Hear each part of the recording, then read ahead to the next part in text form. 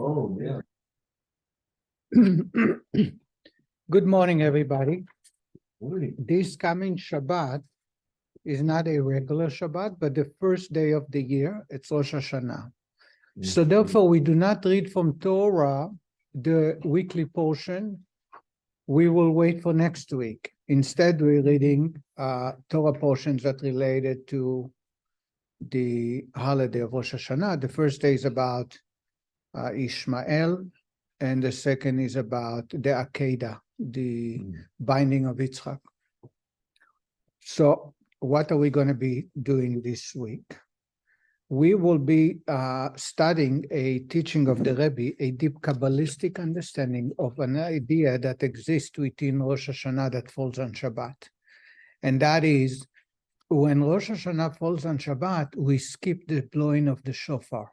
The shofar will be blown only on Sunday, not on Shabbat. And it creates a major question: how is it possible to have a deficiency in celebrating Rosh Hashanah? Yom Teruah, God calls that day the day of blowing of shofar, sounding of shofar. The purpose of the shofar has many reasons. The Rasak, Rabbeinu Saadia Gaon, brings 10 reasons, and there might be even more reasons. Yet, because it falls on Shabbat, we are unable to fulfill God's commandment to blow the shofar. In addition, on a side note, in the Holy Temple, they did blow the shofar, but only in the Holy Temple. So this is the topic of the Rebbe's talk. And this is, we will try and cover as much as we can. So we are starting from selection of Sefer HaSichot from Sichot in English that they publish is this for this year, this coming year of 5784.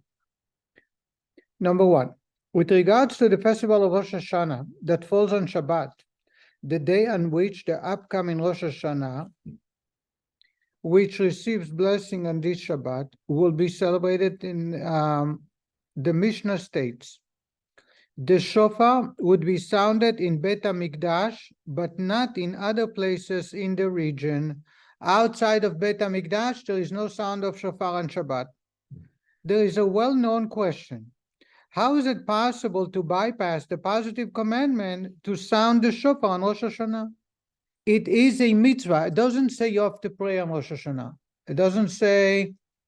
A lot of traditions we follow are not stated in the text, but blowing the shofar at the Rosh Hashanah is stated clearly in the Torah. In fact, it is called the day of sounding of shofar. The sounding of shofar is a fundamental dimension of Rosh Hashanah. The rabbi adds more, that the Rebbe is adding another idea, and that is it's a very a major foundation, a major part of the holiday. As our sage states, the mitzvah of the day is the sounding of shofar. The reason for this emphasis is that the theme of Rosh Hashanah is the coronation of God as king. Thus, the Gemara quotes God as saying, on Rosh Hashanah, recite before me verses to emphasize my kingship, so that you crown me as a king over you. And as the Gemara continues, with what? How do you coronate me?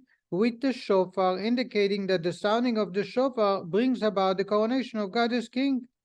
This is also one of the reasons for the sounding of the shofar given by Rabbi Saadia Gaon, who states the following: this is the practice of kings at the initiation of their kingship. Trumpets and horns are sounded in their presence to make it known and let it be heard everywhere that their kingship has begun.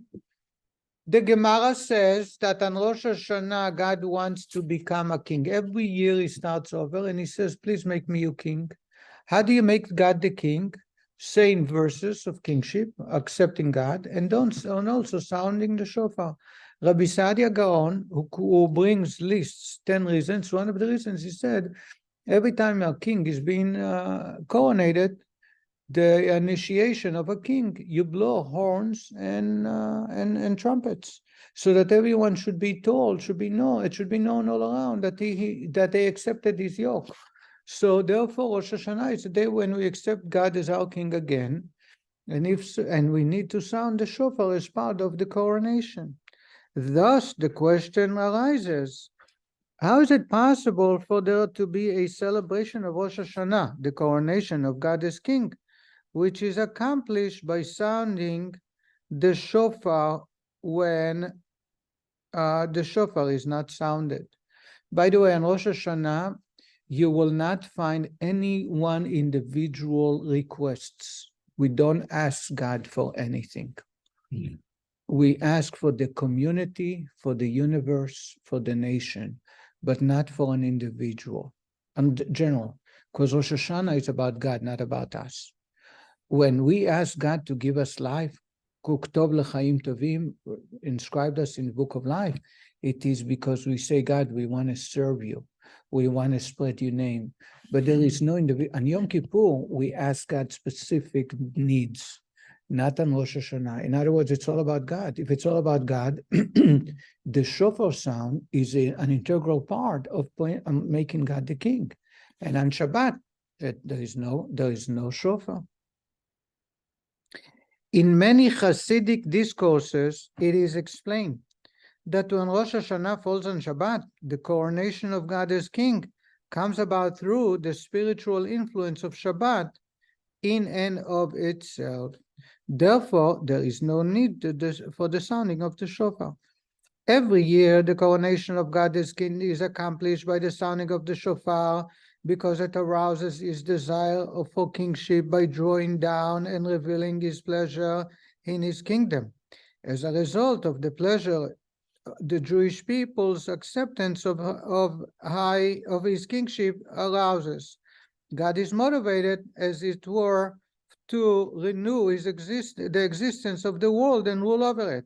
On Shabbat, as a result of the unique spiritual quality of the day, God's pleasure is drawn down and revealed on his own initiative, as it were, with regards to the first Shabbat. It is written that God ceased work and rested, taking pleasure in the creation. Similarly, so too, each week, this pattern is repeated, and at the commencements of Shabbat, divine pleasure in his creation is aroused. Therefore, there is no need for the Jewish people to perform an action of sound of the shofar to arouse God's pleasure. It comes about as a matter of course. To use wording coined by our sages, Shabbat is already sanctified from above in an ongoing manner, in contrast to the festival whose sanctification is true about by the Jewish people. This begs the question. Let me summarize. The Rebbe is going to go a lot deeper, but the Rebbe brings Kabbalah from the Hasidic masters. That the purpose, how does one achieve the coronation with God? By arousing pleasure. God derived pleasure from us asking, like a father who enjoys that his children are asking for something. So when we come to God and say, please be our king, the pleasure of our asking draws or expresses his acceptance to become the king for next year. Says the Kabbalah teaching that Shabbat is all about pleasure. What happened on the first week of creation?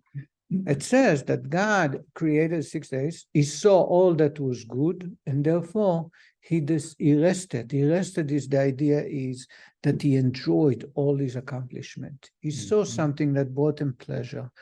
Shabbat is Oineg Shabbos, right? Oineg Shabbos means the pleasure of Shabbat. Shabbat and pleasure are synonymous. It goes hand in hand. Therefore, every Shabbat that comes to the universe, God has great pleasure, and he wants us to enjoy and have pleasure. That's why there are many activities involve pleasure on Shabbat, and it's a mitzvah, because we fulfill God's desire. When Rosh Hashanah of the year comes on Shabbat, the purpose of asking the shofar is to bring pleasure to God, showing him how much we want. You don't need to do that. God is in the state of pleasure and wanting to become the king again because it falls on Shabbat. Shabbat itself creates pleasure, and therefore shofar is not needed. Yes? A couple of questions. We build a shofar on Rosh Hashanah because it's Midoraisa. The Torah tells us, right? Okay, so why should we care whether we don't blow on Shabbat? Because we're going to blow it anyway. On one of those 2 days, we're going to blow it. So we're yotze with it. And God accepts it, just knowing that Shabbat's a day of rest, and on the next day, he'll hear it. So first, you need to understand that Rosh Hashanah is a 1 day. The rabbis instituted to make it 2 days because it falls on the first. So there was not enough for the Beis Din and messengers to go around the Holy Land to say if it's the 29th or 30th. Right. It's the only holiday that's 2 days, even in Israel, because they didn't know. But that's a technical, right? It's a technicality. The real Rosh Hashanah is only 1 day. So, and from the two, it's considered like one extended day, by the way. But from the two, the first day is the most important one. And yet, we are unable to blow the shofar.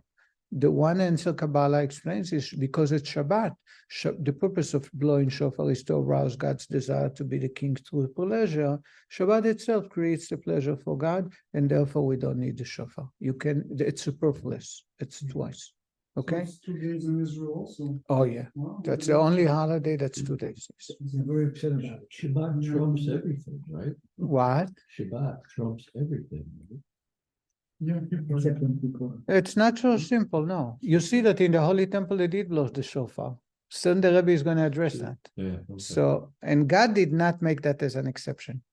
He says you should sound the shofar on the day of Rosh Hashanah, the first of the 7th month, which is the Rosh Hashanah. And he calls it the day of shofar, Yom Tru'ah, day of sounding of shofar. In other words, by the way, nowhere in the Torah it says that it's a day of judgment. It's clearly mentioned as the first day of the 7 months is a day to sound shofar, Yom Tru'ah. And yet you take the main theme, the name of that day, and you let go of it. The Kabbalah explains it because it's Shabbat. Shabbat achieves the same that the shofar does, and therefore you don't need to do it. Let's continue.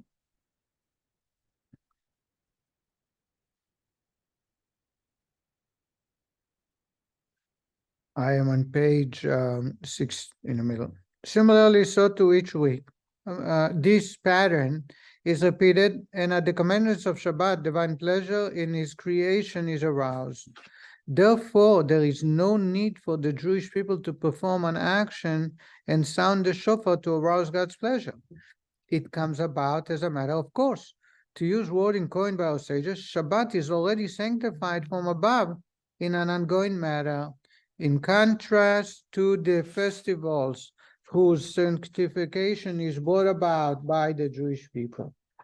To highlight this distinction in our prayers and the festivals, we bless God for sanctifying Israel in the festival seasons. Similarly, on Rosh Hashanah, we bless Him for sanctifying Israel in the Day of Remembrance. By contrast, Shabbat is sanctified in an ongoing manner. It is inherently holy. There is no need for any action on the part of the Jewish people to sanctify. Anytime you conclude the blessings on a holiday, we say Mekadesh Israel, sanctify Israel, V'azmanim, and the festivals and the special times.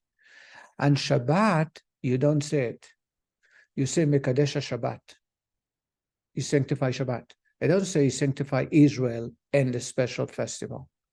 And the reason is holidays are dependent on the Jewish people.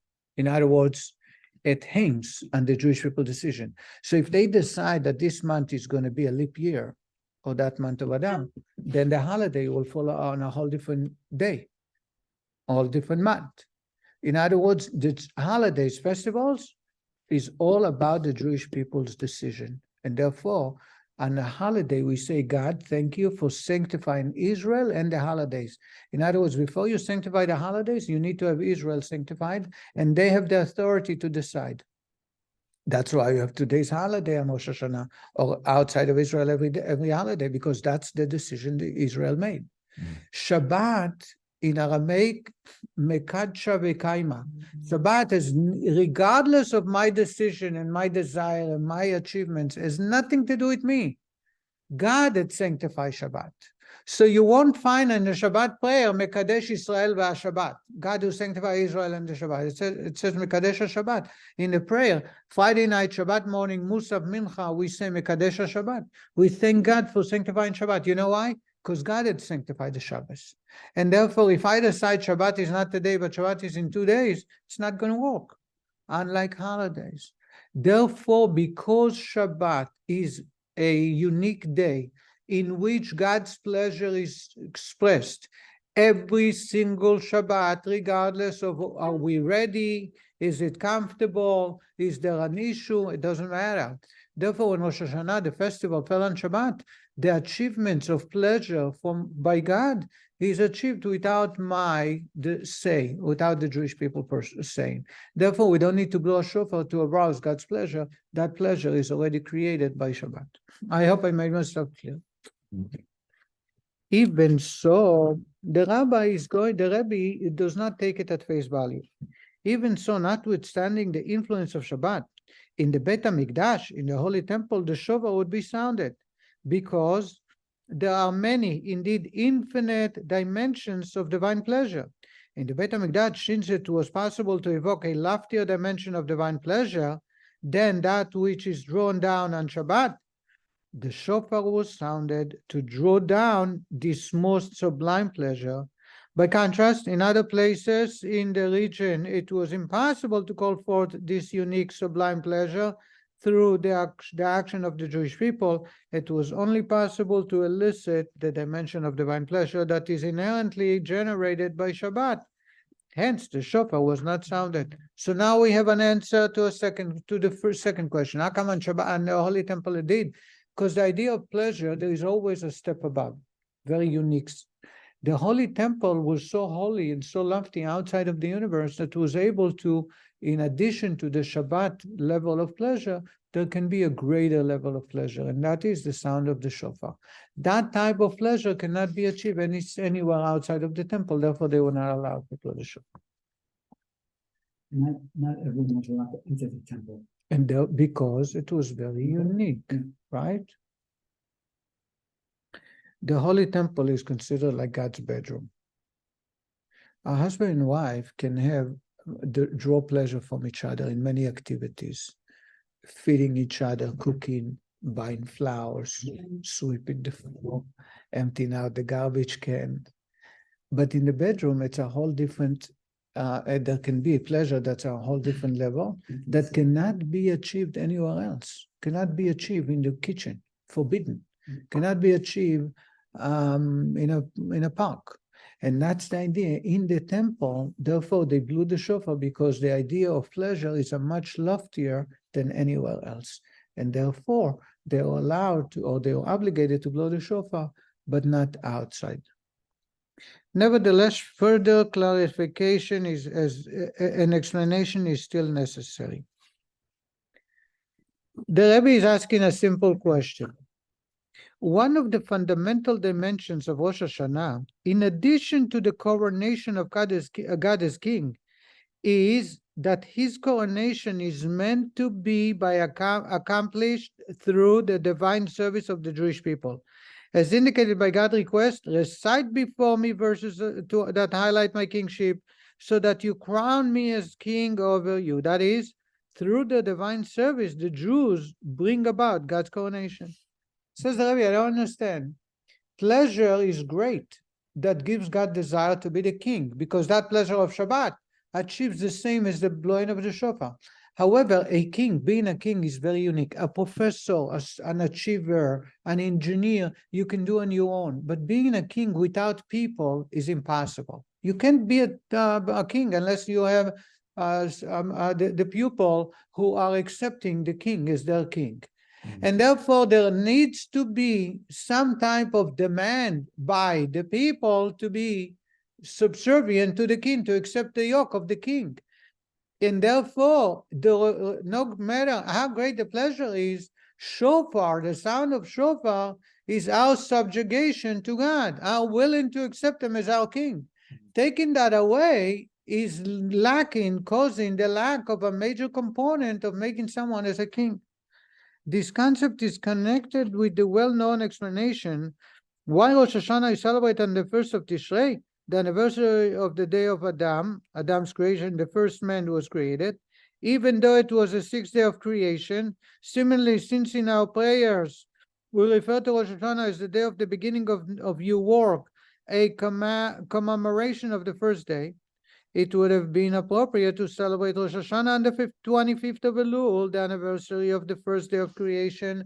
Nevertheless, Rosh Hashanah is celebrated on the 1st of Tishrei. Why? Because at the beginning of creation, God's creative energy was drawn down into all existence, since he desired kindness.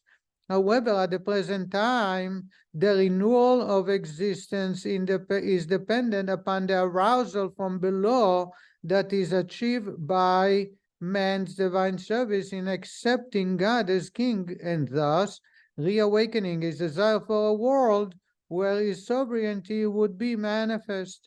The Rebbe is saying, as we see in the creation of the universe, what day God created the universe? The 25th of Elul. What day God created Adam? The 1st of Tishrei. Yet we celebrate the beginning of the universe, the day, the 1st of creation, when man is created, which is 6 days later. It's not the right time in the calendar. What's the reason? Is because God is very kind and he wanted to express kindness.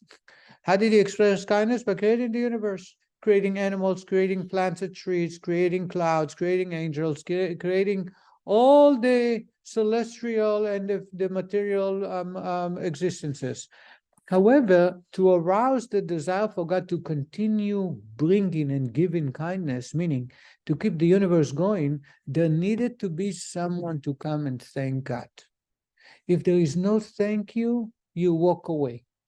Someone, as human nature, is reflecting God. If you're being kind to somebody, how long can you be kind if the person does not show any gratitude? And therefore, the first time God decides, yes, I want to continue the universe, I want to make sure it exists, is when man came and said, thank you. In other words, the point that that's why it's considered the first day of creation, because the first 6 days is like a trial run. God is creating and giving, but it's not for real. You know, when the real time comes is when the person or someone in the creation comes and says, thank you, God, we appreciate it. And nobody did it until Adam came. Just a minute. Therefore, what created the desire to keep the world running is on the 6th day of creation. Therefore, we say Tchilat Ma'asech, at the beginning, the start of your creation. Now it brings back the idea, in order for God to reign over us, to rule over us, there is a need for us to turn to God and say, please be our king. Because without that, there is no desire to be the king. You can't be a king. You can build a house. You can do whatever you want, but a king must have people who are willing to accept or asking him to rule over. And therefore, on Rosh Hashanah, a component of asking God to be the king is the coronation with the shofar. Taking it away, you take away, as I said, a major component in the coronation of God. Yes. My father used to say, the reason why God created me in 6 days because he wanted me to have a prepared table.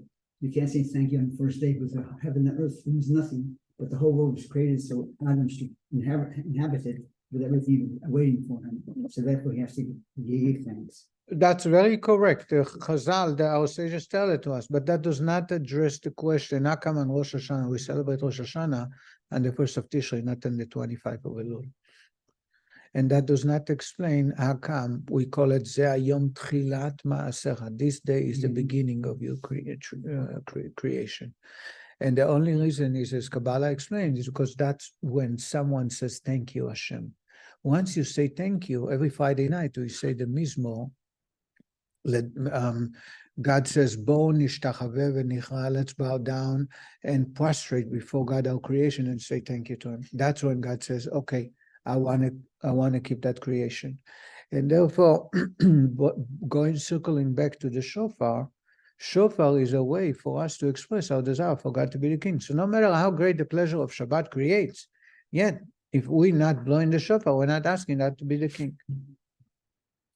Based on the above, clarification is necessary. How is it possible that the shofar not be sounded on Rosh Hashanah when it falls on Shabbat. Through divine pleasure is drawn down on his initiative as a result of inherent influence of Shabbat. Nevertheless, by bypassing the sounding of the shofar, God's coronation through the divine service of the Jewish people, a fundamental element of Rosh Hashanah will be lacking. Ali, you understand the question? Ahead of the game. You are ahead of the game, okay. In resolution, says the Rebbe, it can be explained that refraining from sounding of shofar implies more than remaining passive. It constitutes part of the totality of the divine service within man's soul, associated with the sound in the shofar. It is not that the divine service associated with the sound of the shofar is not carried out when Rosh Hashanah falls on Shabbat. It's not a lacking. We're not missing any component. Instead, as will be explained, on such a day, the divine service usually associated with the sounding of shofar is accomplished by not sounding the shofar. On Shabbat, as they will be explained, how do you coronate God? By remaining silent. On a Thursday or a Friday or a Tuesday, if Rosh Hashanah falls on any of those days, how do you make God the king? Sounding the shofar. How do you make God the king on Shabbat that falls on Rosh Hashanah? By remaining silent. So it's not that we can't do it, but actually we coronate God by remaining silent. And that the Rabbi will explain. Moreover, this type of divine service possesses an advantage over the divine service or carried out when the shofar is actually sounded when Rosh Hashanah falls during the week. We must say so because it is obvious that the holiness of Shabbat does not, heaven forbid, detract from the level of divine service achieved on Rosh Hashanah. Instead, the opposite is true. Shabbat enhances the level of this divine service achieved on Rosh Hashanah. Beyond this level, there is an even loftier level of divine service that was carried out in the Holy Temple, where the shofar was actually sounded even when Rosh Hashanah fell on Shabbat, as will be explained in section 7. So the Rabbi is saying is, Shabbat does not take away anything, because Shabbat is a holier day. Shabbat gives us a much greater level of coronating God, and that is done through silence. And then you have one more level above it, and that is on the Holy Temple, that even on Shabbat they blew the shofar. Did he say we're not king on Shabbat? No. Why? Because you don't ask for anything on Shabbat. Okay. Thank you. And silent, is that like a moment of silence or just by not blowing the shofar? A moment of silence. Oh, okay.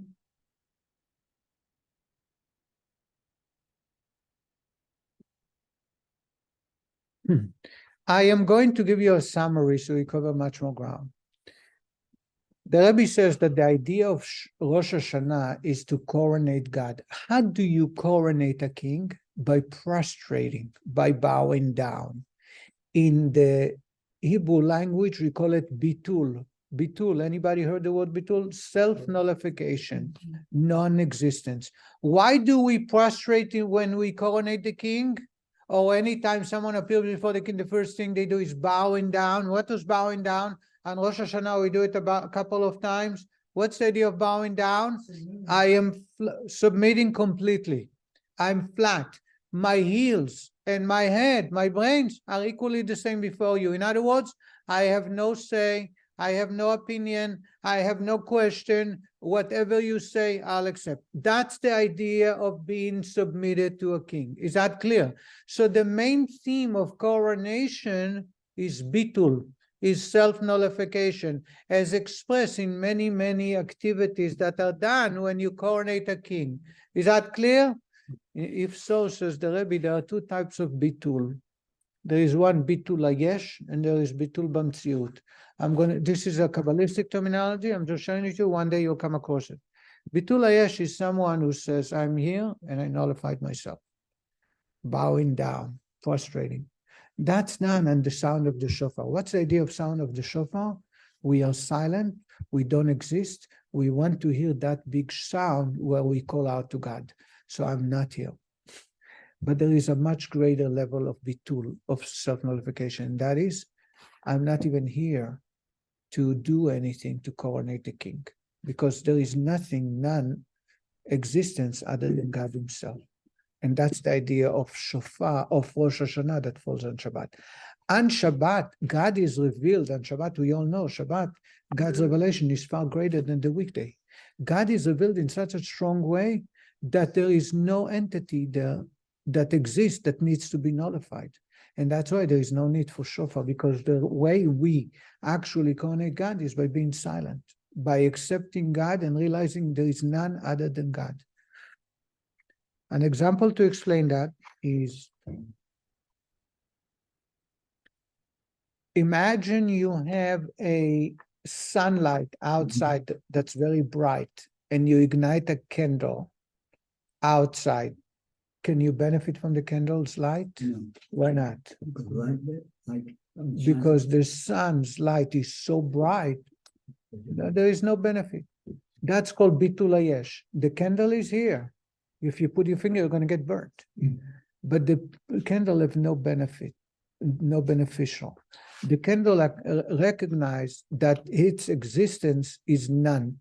It does not bring any good to anyone all around. Is that clear? That's called bitul hayesh. The candle is here, but in front of the sun, it does not provide any good. There is another one called bitul b'metziut. Bitul b'metziut is that there is no candle. The candle says, why should I be here? And it includes itself in the sun. He throws himself into the sun to become part of the big picture. That's Rosh Hashanah and Shabbat. On the weekday, we are here like a candle in front of the sun. So our job is to prostrate ourselves, to blow the sound of the shofar and say, God, you're the only one. We are subjugating ourselves to you. We are nullifying ourselves. That's one level of bitul. The real ultimate bitul is there is nothing else. My neshama is part of God. So God is the existence, not me. I don't need to ask God to be the king. All I do is acknowledge that I don't exist because God is all over. By doing so, there is no need to blow the shofar. Did you understand that? Huh? I hope so. We're basically trying to say that during the week, our actions are to coronate God, but on the Shabbos, we don't do anything, God comes to us. Basically, that's what's going on. On the weekday, we coronate God. So we nullify ourselves before God, but it's an act that we create. We're doing it for God. On Rosh Hashanah, we're not doing anything God comes in. because we are totally non-existent. So therefore, even though, as we discovered, the first day of creation is considered when the human being came and says thank you to God, we need to coronate God because it's a component that God as the king desires. But you know how you coronate to God? By remaining silent, by losing yourself.